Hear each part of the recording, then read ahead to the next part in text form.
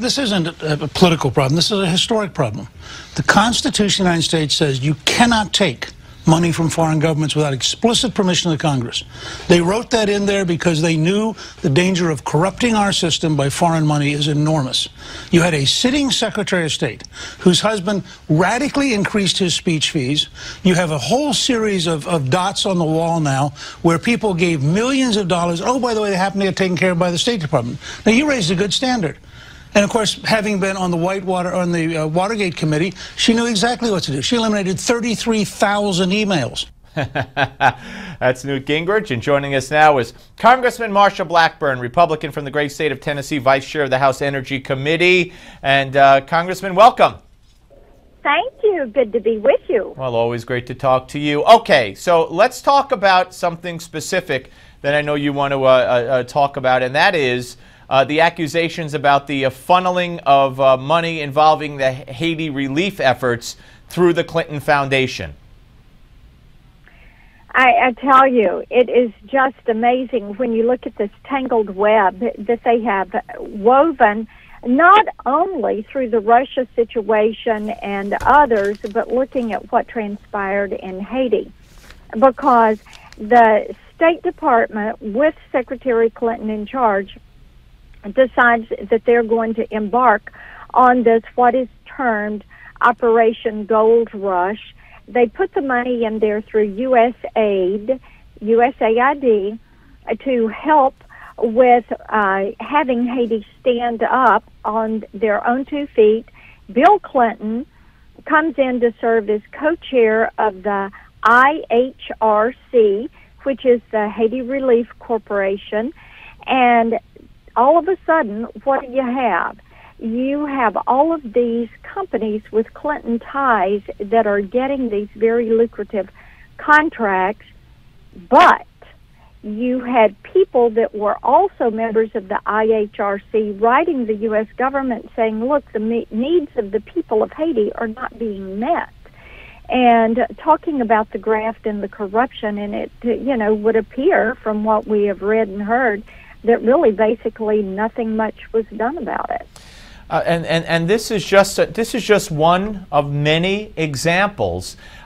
Congressman, how hard is it going to be, or would it be if there was an effort to do this in court, but with this Justice Department, that's never going to happen, to prove a quid pro quo? Because the Clintons and their surrogates are already saying, and they're going to say even more once the book comes out, there's no proof. You can't prove a quid pro quo. But isn't it the appearance? Isn't it the ethics? Isn't it the responsibility of the State Department, or the head of the State Department, to be above reproach when it comes to this? I can't believe what I'm seeing here, and that this woman has the nerve, the chutzpah, to run for higher office. Oh, I know. You're exactly right.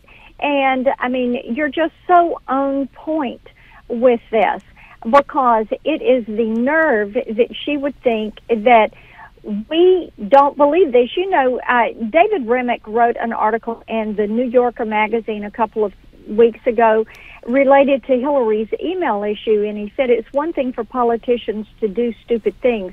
It's another for them to think that we're stupid and that we're going to believe this or fall for this, but they do. And as I have said many times, Slick Willie did not get his name for no reason, and that is why Bill Clinton was termed Slick Willie. Well, what do we call Hillary, Congressman, then? Come up with a name there. I don't even know. But the thing is, the media has generally run interference for them. But this may be the one time the media does not go run interference for the Clintons, because this isn't something that the right wing is pushing. It is something that periodicals and publications like the New York Times and the Washington Post and a few others are pushing, because they don't understand how the Clintons and Hillary, in her role as Secretary of State, could have carried this off, and the Obama administration not have known something. Well, that's another one. The Obama administration, in unprecedented fashion, cut a deal with her, allowing her to keep certain contributors contributing. Aren't they just as much to blame to a great extent? Well, and I think that's why you are seeing the media go, now wait a minute, guys. This is just a little bit too much for even us. And when you look at the fact that they cut a deal basically with her as Secretary of State that the Clinton Foundation could continue to accept some of these contributions, but would have to practice full disclosure, and now we understand. They didn't. That story from Reuters that they are having to go back and refile some of their 990s and redo their federal income tax. Well, we got 10 seconds, Congressman. Will this come back to bite her? Will this bite her in the end? Yes, it's going to bite her in the end because she is upside down on her trustworthiness numbers, and the American people don't believe her. Congressman, great to talk to you. Thank you, Congressman Blackburn. Next, no